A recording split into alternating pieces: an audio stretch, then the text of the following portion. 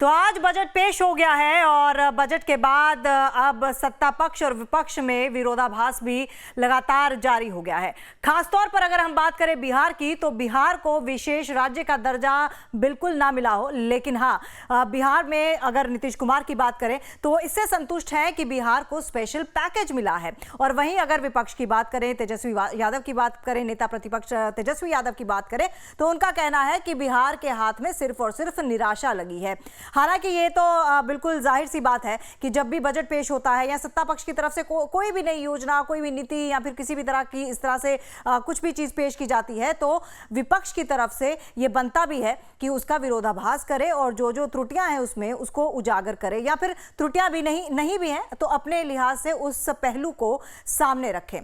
तो हमारे साथ इसी मुद्दे पर हमारे दो मेहमान जुड़ चुके हैं। हमारे साथ बीजेपी की तरफ से बीजेपी प्रवक्ता नीरज कुमार हैं और हमारे साथ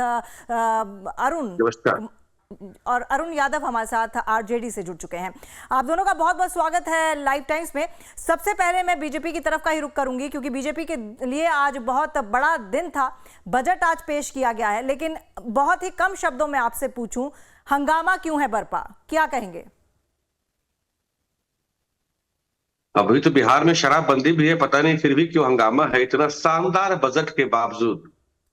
मैं तो धन्यवाद देता हूं माननीय प्रधानमंत्री मोदी जी को और वित्त मंत्री माननीय निर्मला सीतारमण जी को और उनकी पूरी टीम को कि उन्होंने इतना शानदार बजट पेश किया।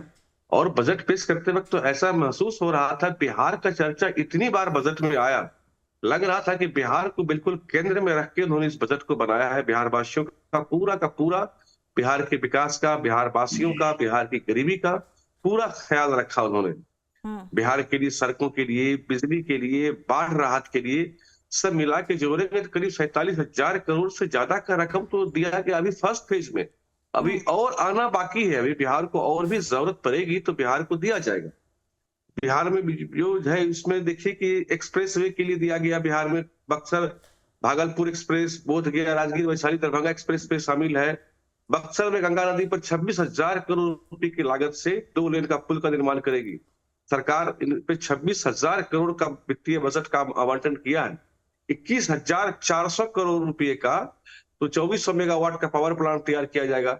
इससे राज्य में नए मेडिकल कॉलेज, नए एयरपोर्ट, इंफ्रास्ट्रक्चर के ये सब तो बजट में पेश किया गया, वो आप बता रहे हैं, वो आप गिना रहे हैं, लेकिन आरजेडी की तरफ से ये कहना है कि ये तो रूटीन बजट है, ऐसा कुछ विशेष पैकेज तो दिया नहीं गया है। अगर सड़कें बिहार में बनेंगी तो सड़कें अलग राज्य में भी बनेंगी, इसमें बिहार को क्या खास मिला? इसी मुद्दे पर बात करने के लिए हमारे साथ आरजेडी प्रवक्ता भी मौजूद हैं।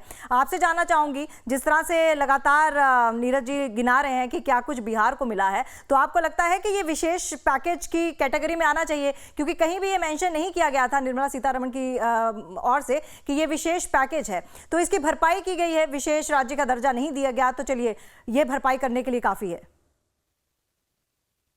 देखिए तमन्ना जी, आपने जो सवाल किया हमारे बीजेपी के साथी से कि हंगामा क्यों बरपा है, उस सवाल का इन्होंने जवाब नहीं दिया, जबकि ये भी एक बिहारी, बिहारवासी। हंगामा इसलिए बरपा है क्योंकि बिहार वासियों के साथ छल करने का काम, बिहार वासियों को धोखा देने का काम किया केंद्र सरकार, इसलिए हंगामा बरपा है। और साथ साथ इन्होंने अपने पार्टनर के साथ भी छल करने का काम, जिसके सहारे नरेंद्र मोदी जी की सरकार चल रही है, जिस बैसाखी के सहारे, उस बैसाखी को भी झटका देने का काम, इसलिए हंगामा बरपा है।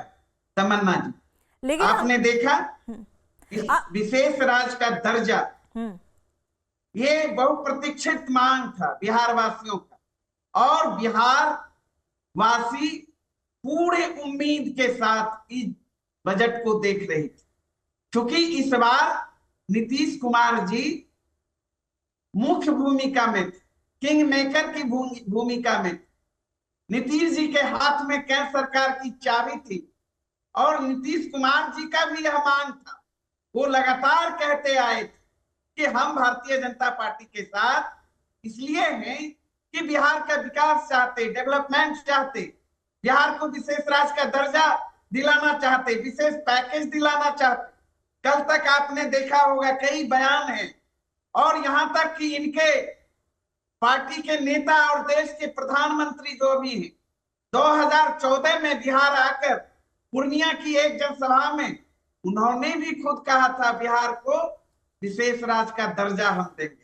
खैर छोड़िए, भारतीय जनता पार्टी के तो डीएनए में ही है झूठ बोलना, वादे से पलट जाना, लेकिन नीतीश कुमार जी के साथ और बिहार वासियों के साथ केंद्र सरकार ने छल करने का काम किया। और जहां तक बजट की बात आप कर रही हैं, बजट 100% दिशाहीन है, निराशा भरी है, खास करके बिहारियों के लिए, बिहार के लिए।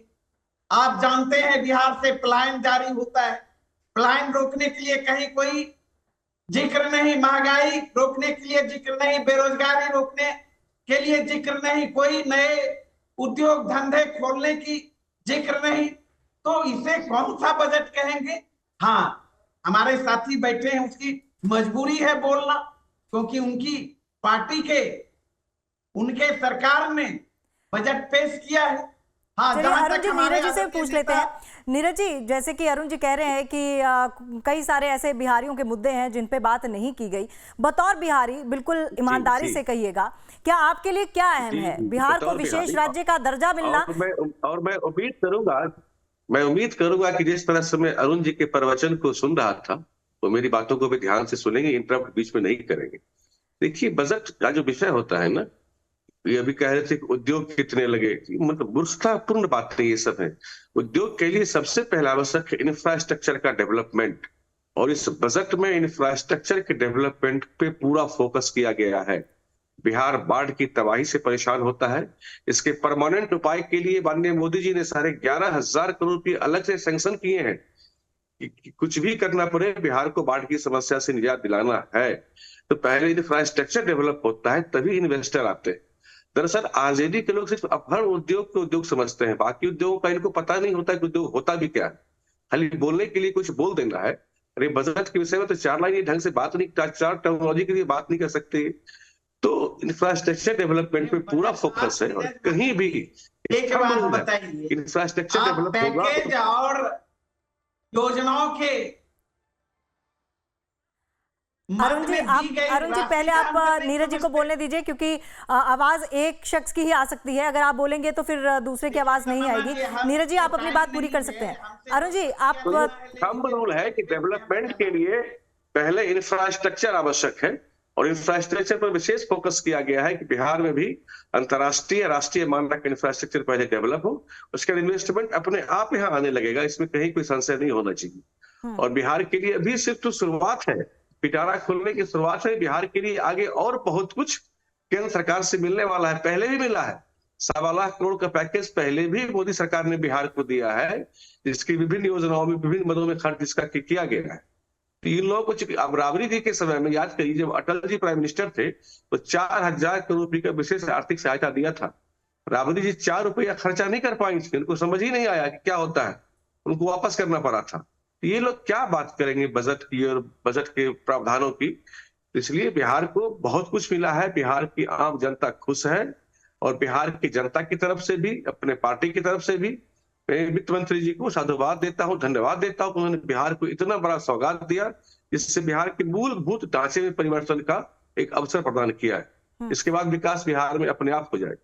जी अरुण, आपसे मेरा सवाल है, जिस तरह से आरजेडी की तरफ से या फिर विपक्षी पार्टियों की तरफ से ये कहा जा रहा है कि बिहार के साथ छल हुआ है, बिहार को विशेष राज्य का दर्जा नहीं दिया गया, और इस तरह से खानापूर्ति करने की कोशिश की गई है, और बजट में भी कुछ खास नहीं आया। लेकिन मेरा सवाल आपसे ये है, क्या बिहार को विशेष राज्य का दर्जा मिलना ये ज़्यादा ज़रूरी है, या फिर बिहार को वो अमाउंट मिलना, वो राजस्व मिलना कि उसकी जो मूलभूत सुविधाएं हैं लोगों के लिए वो पूरी हो सके, चाहे वो रोड्स हों या वो इंफ्रास्ट्रक्चर की बात हो? क्योंकि अगर रोड्स अच्छी होंगी, इंफ्रास्ट्रक्चर अच्छा होगा, और 2-3 जगहें ऐसी बन जाएंगी, जैसे हमने देखा था कि जब बनारस में मंदिर बना था तो उसके बाद 1 साल के अंदर अंदर करोड़ों की तादाद में वहाँ टूरिस्ट पहुंचे थे। अगर बिहार में ऐसी 3 जगहें बन जाए तो आपको नहीं लगता कि बिहारियों के लिए और बिहार के लिए एक बहुत अच्छा मौका है, अपॉर्चुनिटी है एम्प्लॉयमेंट की?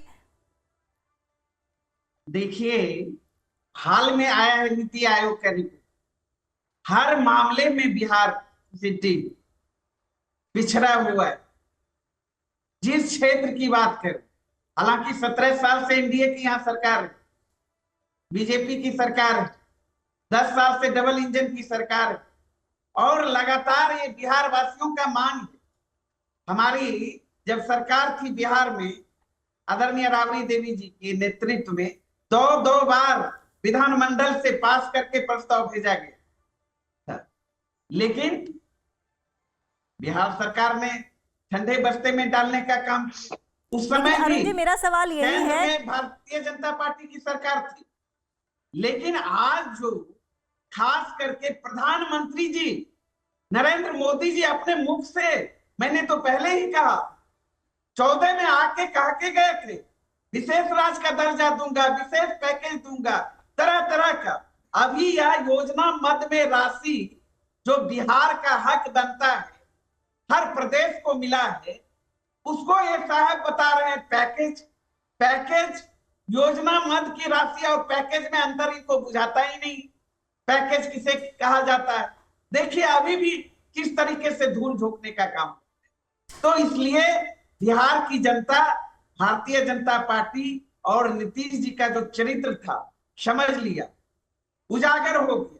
इसलिए बिहार की जनता आने वाले समय में जवाब देगी, क्योंकि बिहार के साथ विश्वासघात करने का काम किया। तमन्ना जी, हमें दूसरे डिबेट में जाना है, इसके लिए सॉरी। बस मेरे सवाल का आपने जवाब नहीं दिया, बाकी सब आपने बोल दिया। मेरे सवाल का आप जवाब दीजिए। आप कह रहे हैं कि बिहार को विशेष राज्य का दर्जा नहीं मिला। मेरा ये कहना है कि जिस तरह से जो भी आज बजट में बिहार के लिए खजाना दिया गया, या फिर कोई भी इंफ्रास्ट्रक्चर के लिए, रोड मैप के लिए जो पैसा की बात की गई है, मेरा ये कहना है कि जब बनारस में मंदिर में काशी विश्वनाथ मंदिर कॉरिडोर बना था, एक साल के अंदर अंदर करोड़ों की तादाद में टूरिस्ट आए थे। क्या आपको नहीं लगता कि बिहार को विशेष राज्य का दर्जा मिलने से ज्यादा जरूरी है इंफ्रास्ट्रक्चर इंप्रूव हो? सुनिए, वो अलग विषय नहीं, आपने इसी सवाल का जरूरी क्या है, जरूरी क्या है विशेष राज्य का दर्जा मिलना, या फिर बिहार की वो मूलभूत सुविधाएं बिहारियों को पहुंचाना जिसके लिए वो सालों से लड़ाई लड़ रहे हैं? रोड लीजिए, बिहार विभाजन के बाद जो आय के स्रोत थे सारे बंद हो चुके। सिर्फ बाढ़ और सुखाड़ से लोग त्रस्त हैं बिहार में, उसके सिवा कुछ नहीं, बालू के सिवा कुछ नहीं है, पानी के सिवा कुछ नहीं। इसीलिए चाहिए, और नीति आयोग की रिपोर्ट हाल में, ये नीति आयोग विपक्ष का नहीं है, केंद्र सरकार का है, इन्हीं का 10 दिन तो हो रहा है। सारा क्या स्थिति है, हालात है, तभी तो इनके पार्टनर नीतीश कुमार जी लगातार इस मांग को दोहराते आए हैं। और नीतीश कुमार जी आज जब इनको धोखा मिल गया भारतीय जनता पार्टी के द्वारा, तो आज जमीन बेचकर सत्ता में क्यों बने हैं पता नहीं, बिहार की जनता सवाल कर रही है। चलिए अरुण जी, आपकी बात पूरी हो गई है, तो आपको डिबेट में जाना था, आप फिलहाल जा सकते हैं। लेकिन मेरा सवाल नीरज जी आपसे है। नीरज जी, मैं आपसे ये पूछना चाहूँगी, विशेष दर्जा एक तरफ, लेकिन इसको आप विशेष पैकेज क्यों कह रहे हैं? क्योंकि ये तो बजट में लगभग हर राज्य को मिलता ही है, रोड्स के लिए पैसा, इंफ्रास्ट्रक्चर के लिए पैसा, तो इसे विशेष पैकेज क्यों आप कह रहे हैं? आप हम लोगों का फोकस समझिए, हमने कभी विशेष पैकेज टर्म के नाम से इसको नहीं कहा। तो ये नैरेटिव कहां से सेट हुआ? विषय है कि बिहार को डेवलप्ड राज्य बनाना, बिहार को विकसित राज्य बनाना हमारा ये मूल विषय है। टर्मिनोलॉजी जो भी हो, विशेष राज्य का दर्जा, विशेष राज्य के दर्जा की बात जहां तक है, तो ये राजद के प्रवक्ता डिबेट छोड़ के चले गए। जहां तक बात है, 2004 में जब मनमोहन सिंह प्राइम मिनिस्टर थे, रघुराजन कमेटी ने कह दिया था कि बिहार को विशेष राज्य का दर्जा नहीं दिया जा सकता। और उस समय लालू जी रेल मंत्री थे, बड़े ताकतवर मंत्री थे, वो चाहते तो इसके लिए वो लड़ सकते थे, लेकिन उन्होंने अपनी कोई इच्छा मंशा नहीं दिखाई, और आज सिर्फ और सिर्फ राजनीति से प्रेरित होकर बातें करते हैं। विरोध करना है, इसलिए अच्छे कामों का भी विरोध करते हैं, लेकिन जनता सब समझती है। और जब इंफ्रास्ट्रक्चर का डेवलपमेंट होगा, तो बिहार टूरिज्म, देखिए कॉरिडोर बन रहा है यहाँ बोध गया में, तो निश्चित रूप से हर तरह का डेवलपमेंट बिहार में होगा। एक्सप्रेसवे बनेगा, कॉरिडोर बनेगा, तो हर तरह के डेवलपमेंट से बिहार को बहुत तरह का लाभ मिलने वाला है, इसमें कहीं कोई संशय नहीं। और आगे भी केंद्र सरकार का पिटारा बिहार के लिए खुला रहेगा। मूल मुद्दा यह है, माननीय मोदी जी और माननीय नीतीश जी के जहन में एक ही बात है कि बिहार को विकसित राज्य बनाना है। अब कैसे बनाना है, उसके लिए टेक्नोलॉजी क्या देंगे, वो एक बहस का विषय हो सकता है, लेकिन बिहार को विकसित करना है, ये मूल विषय है। और इसके लिए जो भी करनीय होगा, करने योग्य होगा, वो लोग करने से पीछे नहीं हटेंगे। चलिए, मैंने एक मुहावरे से शुरुआत की थी, हंगामा क्यों है बरपा, अब अंत भी इसी से करूंगी। इस बजट में आज कहीं ना कहीं आपको लगा कि यारी है ईमान मेरा, वैसा वाली झलक देखने को मिली? क्योंकि यारी तो इस बजट में देखने को मिली है आज एनडीए की तरफ से कई राज्यों के लिए। बिल्कुल बिल्कुल, पूरे देश के सब राज्यों की यारी है ईमान, यार मेरी जिंदगी, और सभी राज्य मोदी जी की नजरों में एक समान है। जब ये बजट बनता है तो पूरे देश तमाम राज्य एक समान दिखे नहीं, क्योंकि बजट में ये भी विपक्ष की तरफ से आ रहा है कि कुछ राज्यों के साथ सौतेला व्यवहार हुआ है, और वो राज्य कौन से हैं मुझे बताने की ज्यादा जरूरत है नहीं। कल हमारी वित्त मंत्री सीतारमन जी जब हलवा बना रही थी, तो हलवा को तो सब में बंटना है ना, सभी राज्यों में बंटना है, सबका मुंह मीठा होना है और सबका पेट भरना है। जब कोई बच्चा ज्यादा रोता है, थोड़ा माँ उसको 2 चम्मच ज्यादा खिलाती है, तो बिहार को 2 चम्मच ज्यादा खिलाया गया है। इसमें किसी तो को मानते हैं ना कि यारी वाला फैक्टर बिहार के साथ दिखाया गया है इस बजट में? बिहार को इसकी जरूरत थी, इसलिए बिहार को जो बजट का हलवा बनता है वो 2 चम्मच ज्यादा खिलाया गया है, और आगे भी खिलाया जाएगा, क्योंकि बिहार को जरूरत, जिस जिस राज्य को जरूरत होगी, मोदी सरकार कृत संकल्पित है उसके अतिरिक्त विकास के लिए। चलिए नीरज जी, आपका बहुत बहुत धन्यवाद हमारे साथ जुड़ने के लिए। तो हमारे साथ नीरज कुमार बीजेपी प्रवक्ता और अरुण यादव आरजेडी के प्रवक्ता जुड़े हुए थे। और जैसा कि हमने पहले भी कहा कि सत्ता और विपक्ष के बीच में बजट को लेकर अभी तनातनी चली हुई है, और दोनों तरफ से, सत्ता पक्ष हो या विपक्ष हो, दोनों तरफ से अभी प्रतिक्रियाएं आना लगातार जारी हैं। हमारी नजर बनी रहेगी इस खबर पर, आप बने रहिएगा हमारे साथ, देखते रहिएगा लाइव टाइम्स।